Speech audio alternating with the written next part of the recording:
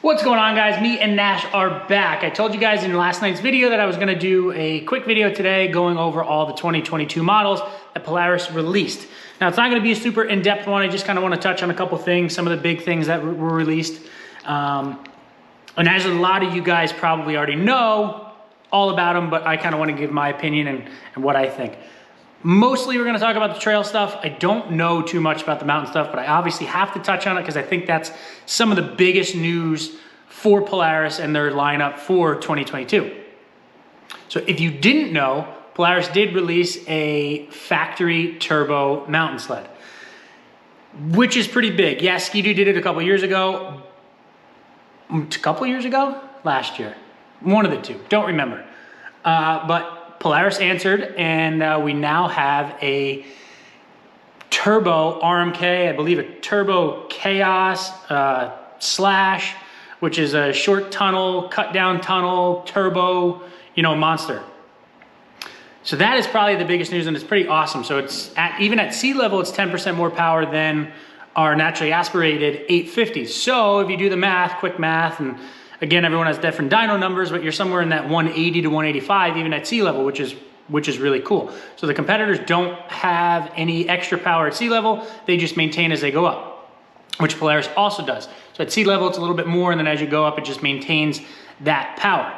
So kudos to them. That's really cool. It's a full Polaris setup. They came out with their own turbocharger, which is I don't want to say side mounted, an inverted one, I guess you'd call it. But from what I've seen about it, and I listened to a bunch of guys today, it's pretty wild. The one guy I listened to is Chris Brandt, but who is the godfather of the Polaris mountain side of things, if you ask me. So he was super stoked about it, and the fact that they are now in Matryx trim in the mountain stuff is also a huge plus. I think the Matryx is going to fit them guys so well. They're always bouncing around and hopping from side to side. I think the skinny narrowness of these sleds is going to be awesome for them. So you have, a Chaos 146 too, that's in there. I'm looking at my computer trying to help me out here. So those guys should be awesome. I heard that there's a limited number of Polaris BOOST, as they call it, not turbo sleds, Polaris BOOST. I know dealerships can only get so many of them, so if you haven't ordered one or called your dealership and you want one, you better call now. So that's really all I'm going to touch on the mountain stuff. I don't get too involved in it because it's not my department.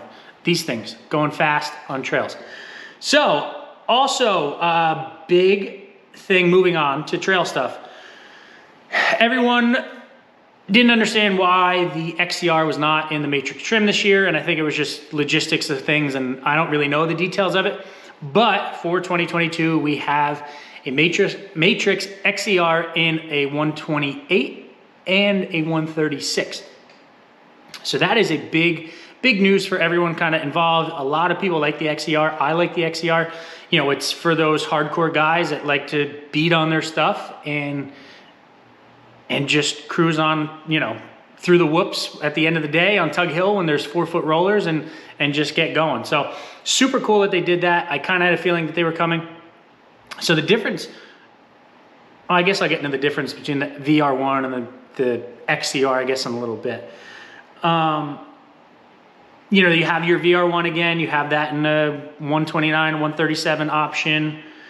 You have an Indy XC now, which is, that comes with QS3. So that was one of the big things that I want to talk about. What I think, and I love QS3s, obviously. No, they're not the Kashima coated ones that I have, but I think it's a step in the right direction that they're starting to involve Fox back into their lineup.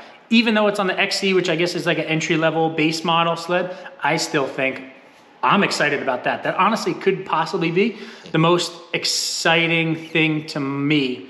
Actually, no. Not most exciting thing. I'll get to the most exciting thing, and you guys probably know where I'm going to go with this, but that's super exciting. I like that. Let's see here. Whoops, I touched on something.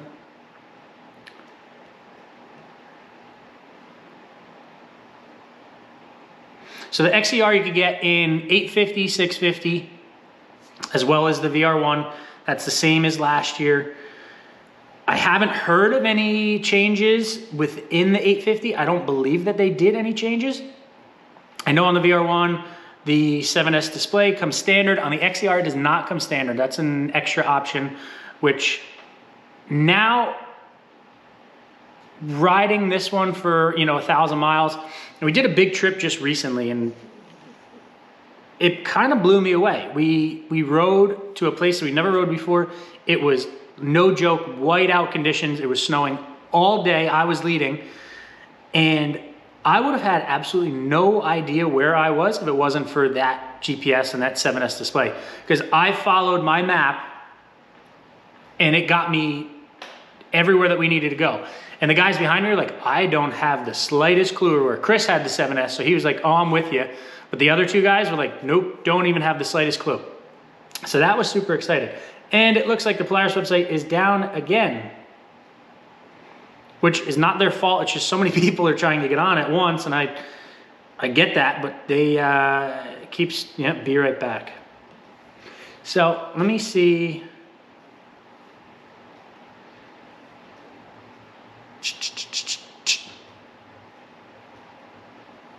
Can't even.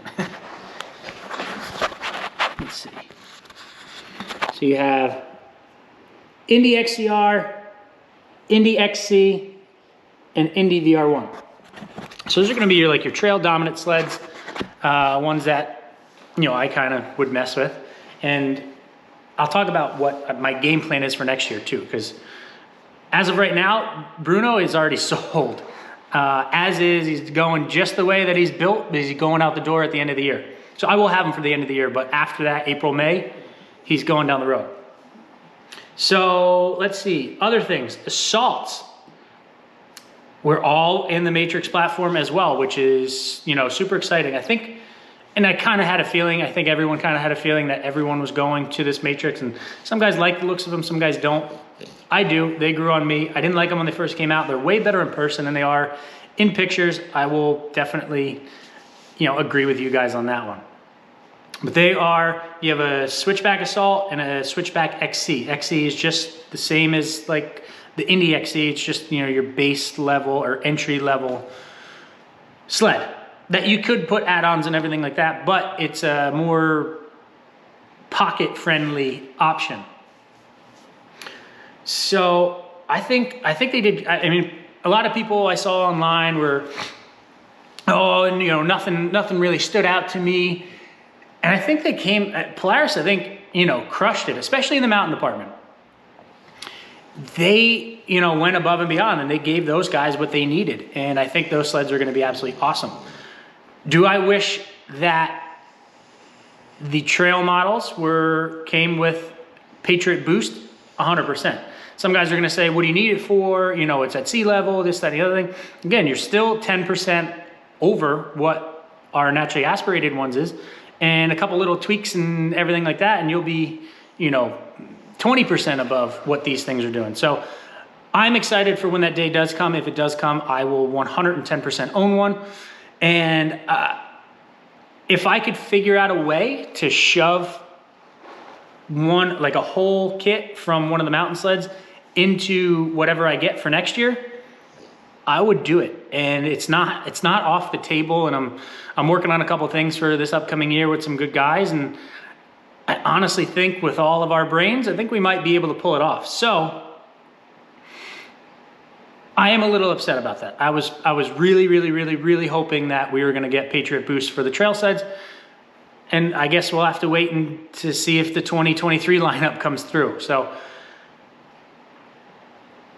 I guess that could be the only thing that I would be disappointed in. I think they did a much better job of the colors this year.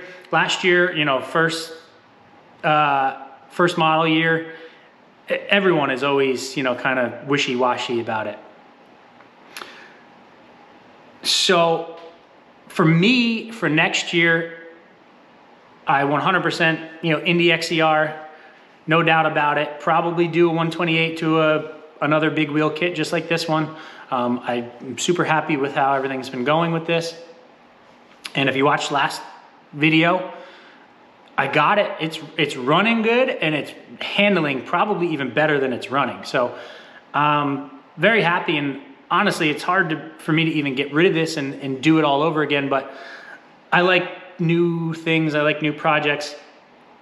But the one sled that did catch my eye, and I always said that I would never in a million years go backwards, is the Race 600 that they just came out with. So I don't even know if it has a technical name. I'm going to try and look it up right now. It is the 600 cross-country race sled. So this is race built, and that's the whole purpose of it. And that's what intrigues me, is it is built to be run wide open all day long, no questions asked. It has race mapping in it. It has some beefed up parts, beefed up rails, beefed up lower control arms or upper control arms. V-Force 3 reeds. That thing, and I call it a small block because it's a 600. So if you guys are car guys, which most of you probably are, 600 being a small block, 850 being a big block. I always said that I would never go back to a small block, just because the pull of the 850s and the big blocks are just, they're like nothing else. But this little 600, this little small block is not like your typical 600. This thing is meant and built. It's got a bunch of lightweight parts on it, rotating parts that is, which I can't even, nothing is coming up online right now. So I'm kind of just going based off what I have on my head. Lightweight flywheel and cup, lightweight rotating assembly, and more aggressive engine calibration. That stuff is what gets me wound up. And they are being built in limited qualities. Most of these are going to be going to the cross country guys. And I get that. Every dealer might get one, might get two tops. So I don't know. Like I said, and when I saw this, I said, there's no way I could go back to a small block. Not after these, but the more and more I thought about it, and I'm like, it's only going to be 1 year. I'll have it for 1 year for sure. And it's definitely going to have a good heart, especially with everything that's done to it. If that came in an 850, and I know what everyone's going to say, they don't race 850, so why would they do that? Well, for me, for guys like me, I guess you'd say, where it's a step above an XCR, it's race developed, there's racers that build it.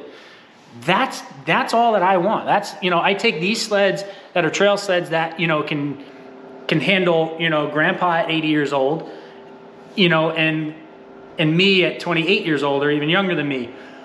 And I take them and I want to make it a racer. I want to just build this thing as beefy as I can to withstand what those guys are already doing. So if I could get my hands on something that's purpose built for that, I would be ecstatic. So I don't know. So here's my two options. I'm either going to go Indy XCR 850, or if I could possibly get my hands on one and I can convince myself to go back to a small block, I will have this 600 cross country sled.